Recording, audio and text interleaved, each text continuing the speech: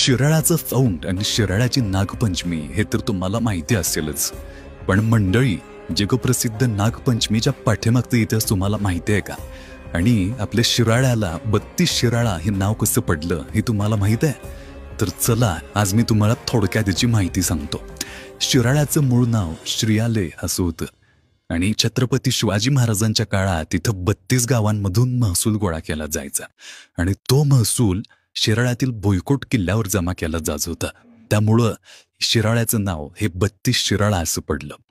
आणि जगप्रसिद्ध नागपंचमीचा इतिहास तुम्हाला सांगतो तर ही प्रथा हजारो वर्षांपूर्वीची आहे आणि या प्रथेची सुरुवात महायोगी गोरक्षनाथ यांनी केली होती.